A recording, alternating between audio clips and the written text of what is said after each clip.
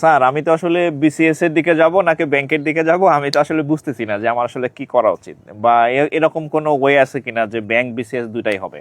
আচ্ছা, তাহলে হচ্ছে আপনার জন্য উত্তর হচ্ছে, আপনি যদি একটা রাস্তা ফলো করেন বা একটা ওয়ে ফলো করেন, তাহলে আপনার এই কুল এই কুল দুই কুলে হইলো। সেটা হচ্ছে কিরকম, আপনার একই সাথে বিসিএস হবে, একই সাথে ব্যাংক হবে।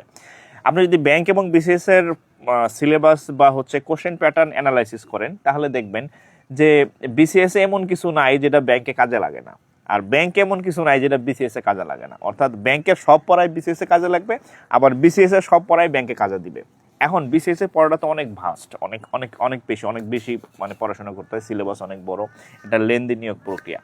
এখন আপনি যদি বিসিএস এর প্রস্তুতি নেন, সাথে যদি ব্যাংকের জন্য যদি শুধুমাত্র ম্যাথগুলো আপনি বাংলার পাশাপাশি ইংরেজিতে প্র্যাকটিস করেন, আবার বলি ম্যাথ তো আপনি বিসিএস এর জন্য করতেছেনই, বাংলা ভার্সনের ম্যাথ, সাথে আপনি ব্যাংকের একটা ম্যাথ বই কিনে সেখান থেকে ইংলিশ ভার্সনের ম্যাথগুলো অভ্যস্ত হবেন।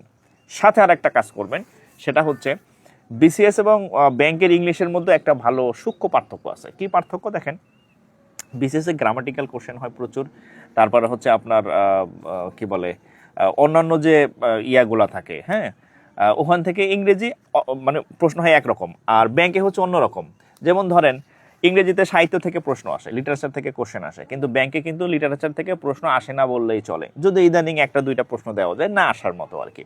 কিন্তু ব্যাংকের ইংরেজির মূল ইয়াটা হচ্ছে, এখানে ব্যাংকের ইংরেজি মানেই হচ্ছে ভোকাবুলারি বেসড, অ্যান্ড ভোকাবুলারি মানে কি শুধু সিনোনিমস আর অ্যান্টোনিমস না, ভোকাবুলারি মানে এখানে অনেক কিছু আছে, শব্দ সম্পর্কিত যত টপিক আছে সবগুলোই ভোকাবুলারির অন্তর্ভুক্ত। যেমন আমি বলি, 1 নম্বরে ধরেন সিনোনিমস অ্যান্টোনিমস আছে, তারপরে স্পেলিং, এটাও শব্দ সম্পর্কিত, তারপরে হচ্ছে আপনার গ্রুপ ভার্বস, এটাও শব্দ সম্পর্কিত, তারপরে হচ্ছে আপনার অ্যানালজি, পুরোটাই শব্দ সম্পর্কিত, ফ্রেজ অ্যান্ড ইডিয়মস, তারপরে প্রিপোজিশন, অ্যাপ্রোপ্রিয়েট প্রিপোজিশন, হ্যাঁ, সাফিক্স, প্রিফিক্স, তারপরে হচ্ছে এই টাইপের যে ইয়াগুলো আছে সবই হচ্ছে শব্দ সম্পর্কিত। সো এইগুলা ব্যাংকে বেশি আসে।